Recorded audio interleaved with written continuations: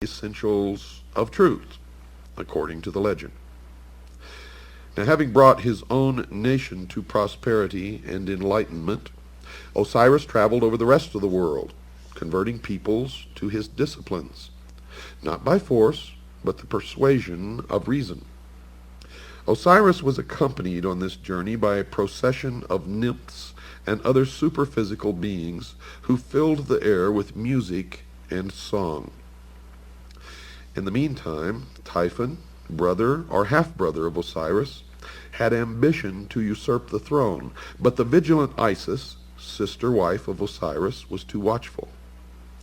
Typhon, however, having persuaded 72 other persons to join him in his conspiracy, with the aid of a certain queen in Ethiopia named Aso, perfected a plot against Osiris.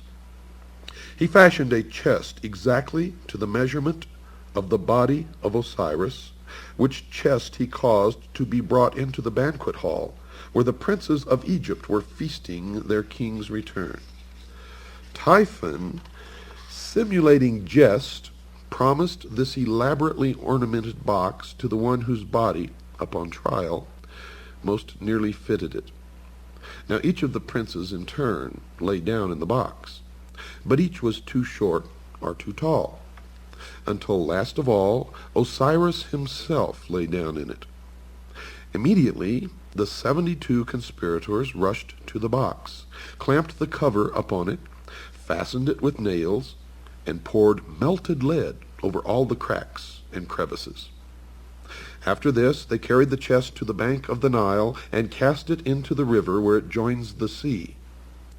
Now this evil deed was executed upon the 17th day of the Egyptian month of Athir, when the sun was in Scorpio. According to some, it was in the 28th year of the reign of Osiris, and to others in the 28th year of his life. Now try to remember these numbers. If you can't, jot them down, but these numbers will crop up again and again and again. Scorpio crops up, 17 crops up, 28 crops up, and many other numbers, and they all have significance in the mystery religion of Babylon, the secret societies, and to the guardians of the secrets of the ages. As soon as Isis received word of this crime, she cut off one of the locks of her hair and put on the mourning apparel of widowhood, for which reason the spot where she did this was afterwards called Koptos. That's Koptos, or the city of mourning. After donning the widow's weeds, Isis set forth in search of her husband's body and wandered about all wandered about all Egypt, asking all with whom she came in contact. You see, I may be back here in the United States, but a lot of my thoughts, folks, are still in Europe. Finally, some children who had been at play told Isis that they had seen the accomplices of Typhon carrying the chest to the Nile. For that reason, Egyptians regard the words of children as oracular and pay great attention to them. While Isis was searching for her husband's body, she learned that Nephthys, her sister, had by magic insinuated herself into the presence of Osiris before his death, and in the guise of Isis had conceived a son from him.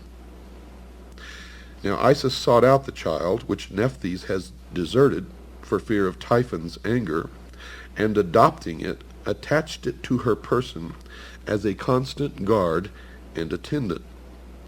This was Anubis, the dog-headed god, who appears in the Book of the Dead and in many of the Egyptian hieroglyphics.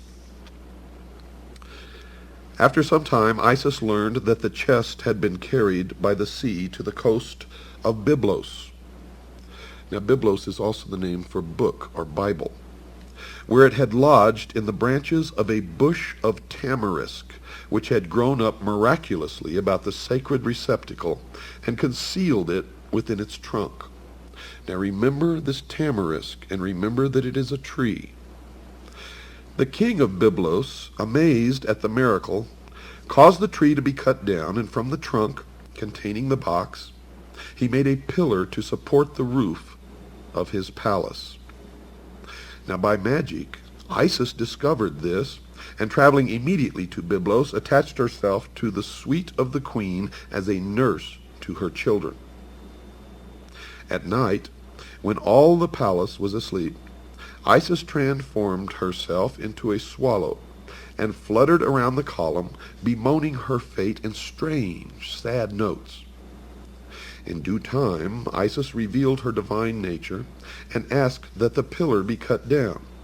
Taking therefrom the chest, she departed with it into a desert place where she performed certain magical rites by which the body of Osiris was temporarily animated. And by this animation she received from Osiris a son who is called the younger Horus, the child who was conceived of the dead. Now there is some confusion in the account at this point. Plutarch says that Isis left the body of Osiris temporarily to visit her son Horus, just mentioned, but the context of the fable would rather call for her departure to a secluded place where the child could be born without the knowledge of Typhon, who certainly would have destroyed him. Isis hid the chest in a remote and unfrequented place, but Typhon, hunting one night by the light of the moon, chanced upon it. Knowing its contents, and realizing Isis to be proficient in magic, he resolved to thwart her purposes, and tearing the body into 14 parts, he scattered them over Egypt. Now remember, 14 parts. Folks, don't forget that. From the inscriptions on the Metternich stele, it seems that Set must have imprisoned Isis and her son Horus. The goddess is made to say, quote, "I am Isis, and I came forth from the house wherein my brother Set had placed me," unquote. Thoth, the prince of law, again came to her assistance and aided Isis to escape from the house. Was it really a prison? Or was it really the house of Set? Thoth, also at this time, prophesied that Horus would sit upon the throne of his father and rule the double empire of Egypt. Upon the advice of Thoth, Isis hides the child in a papyrus swamp, thus saving him from the wrath of Set. Isis returning, having left her son at Butos, and fashioning a magical boat out of papyrus, traversed the whole of the empire. As she met with the scattered parts of her husband, she buried each one separately, first, however, encasing it in a magical mummy composed of wax, incense, and grain seed. She finally recovered all of the parts of Osiris except the phallus, or the penis, which had been thrown into the river and devoured by 3 fishes. This organ Isis reproduced in gold. Remember this also. Remember the 3 fishes, for they represent ignorance, superstition, and fear.